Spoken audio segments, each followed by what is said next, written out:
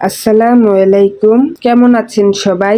আশা করি সবাই ভালো আছেন। চলে আসলাম নতুন একটি ভিডিও নিয়ে। আজকে আমি যে রেসিপিটি শেয়ার করব, আলু দিয়ে গরুর মাংস। আশা করি আমার মতো সবাই এই রেসিপিটি পছন্দ করেন। আমি একটি প্যানে তেল দিয়ে দিলাম। তেলটা যখন গরম হয়ে আসবে তখন দিয়ে দিব আমি আলু। এখন আমি 5-6 মিনিট আলুগুলো ভেজে নিব। কারণ মাংস রান্নায় আলু ভেজে দিলে স্বাদটা আরো অনেক গুণ বেড়ে যায়। এভাবে আপনারা আলু ভেজে রান্না করতে পারেন, যে কোনো আলু দিয়ে। আলু ভাজা হয়ে গিয়েছে, এখন আমি আলুগুলো তুলে নিচ্ছি। এখন আমি মাংস রান্নার জন্য প্রথমে একটি পাত্রে তেল দিয়ে নিচ্ছি। তেলটা যখন গরম হয়ে আসবে এখন দিয়ে দিচ্ছি তেজপাতা, 4টা শুকনা মরিচ। এগুলো প্রথমে ভালোভাবে একটু ভেজে নিব।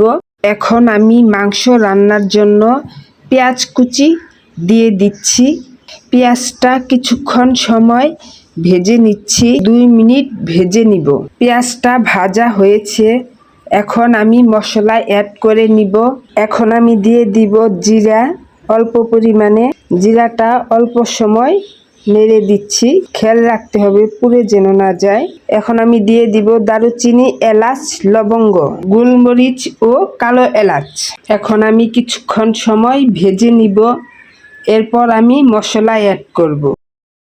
প্রথমে আমি দিয়ে দিচ্ছি আদা বাটা, রসুন বাটা ও পেঁয়াজ বাটা। এখন আমি সবগুলো ভালো করে মিশিয়ে নিচ্ছি। মশলাগুলো আমি ভালো করে নেড়েচেড়ে দিচ্ছি যাতে পুড়ে না যায়। এখন আমি অল্প পরিমাণে পানি অ্যাড করে নিব। এখন আমি দিয়ে দিচ্ছি মরিচের গুঁড়া, হলুদের গুঁড়া, ধনিয়ার গুঁড়া ও জিরার গুঁড়া। সব মশলা আমি ভালো করে কষিয়ে নিব 5 থেকে 6 মিনিট।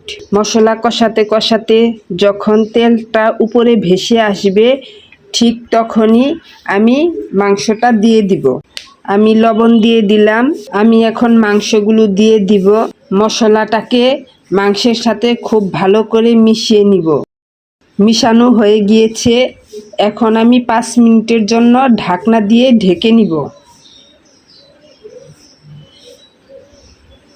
5 মিনিট পর আবারও মাংসটাকে নেড়ে দিব। আবারও আমি মাংসটাকে ঢেকে দিচ্ছি। এভাবে মাংসটাকে কষাতে কষাতে এক পর্যায়ে পানি ছাড়া শুরু করবে। আর ঠিক এভাবেই আমি মাংসটাকে 20 থেকে 25 মিনিট কষাবো। খেয়াল রাখতে হবে মাংসটা যেন লেগে না যায়। মাংস যত কষাবেন ততই মাংস খেতে মজা হবে।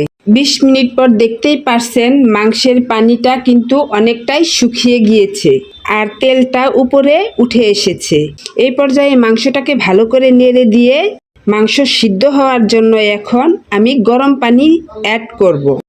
আমি মাংসটাকে নেড়ে দিয়ে আবারও ঢাকনা দিয়ে ঢেকে দিব। ততক্ষণ পর্যন্ত রান্না করব যতক্ষণ পর্যন্ত মাংসটা সিদ্ধ না হয়। আর মাঝে মাঝে ঢাকনা খুলে নেড়ে দিবেন, না হলে নিচ থেকে লেগে যেতে পারে। এখন আমি ভেজে রাখা আলুগুলো দিয়ে দিব। আমি আলুগুলো দিয়ে দিচ্ছি। এভাবে ঢাকনা দিয়ে ঢেকে গরুর মাংস রান্নাটা কমপ্লিট করে নিব।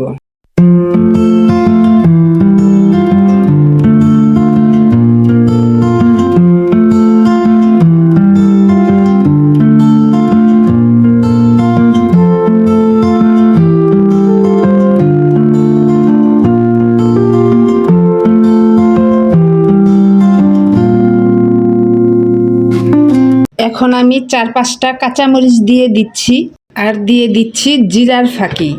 আমি অফ ক্যামেরায় আস্তা জিরা ভেজে নিয়েছিলাম, সেগুলো ফাঁকি করে দিয়ে দিলাম।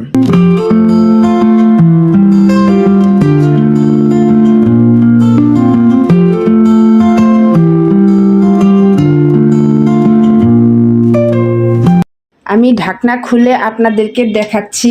দেখুন ঝোলটা কিন্তু অনেকটাই শুকিয়ে গিয়েছে। আর মাংসটা যেহেতু রান্না শেষের দিকে, আমি এখন তাই মাংসটা বাগার দিয়ে দিব। মাংস আর আলু সিদ্ধ হয়ে গিয়েছে আর আমি এতটুকুই ঝোল রাখবো। আমার মাংস রান্না শেষ।